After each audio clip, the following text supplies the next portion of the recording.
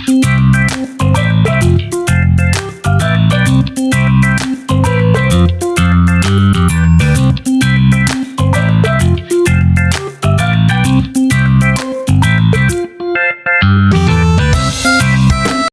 back to my channel Camp Bossdar. Please like and share, hit notification bell for my video update.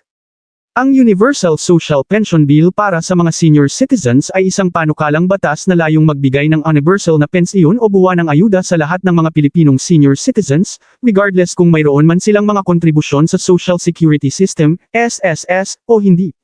Ang layunin nito ay tiyakin na ang mga senior citizens ay may sapat na pinansyal na suporta, lalo na sa mga hindi nakatanggap ng pensyon mula sa SSS o ibang mga sistema.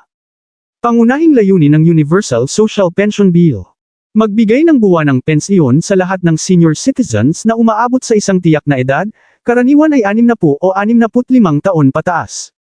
Pagtulong sa mga senior citizens na walang pensyon mula sa SSS o iba pang mga social security programs. Pagpapatibay ng mga benepisyo para sa mga matatanda, lalo na sa mga mahihirap at marginalized na sektor ng lipunan. Pag-aayos at pagpapabuti ng mga sistema ng pensyon upang masiguro ang mas komprehensibong suporta para sa lahat ng senior citizens, pati na rin ang mga hindi kayang magtrabaho o walang sariling kita. Kahalagahan nito: ang bill ay makakatulong upang mabawasan ang kahirapan sa mga senior citizens, lalo na ang mga wala ng pinagkakakitaan at umaasa lamang sa mga anak o kamag-anak. Nakakatulong ito sa pagpapabuti ng kalusugan at kalidad ng buhay ng mga matatanda dahil mayroon silang sapat na pangsuporta sa kanilang pang-araw-araw na pangangailangan.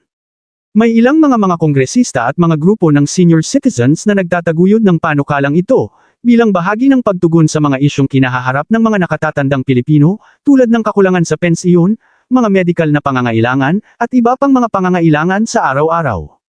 Pwede ko pa bang matulungan ka sa iba pang detalye o impormasyon tungkol sa Universal Social Pension Bill? At sana ay naibigan nyo ang video. Please subscribe my channel Camp Bossdar, like and share, notification bell for my new video updates. Thank you.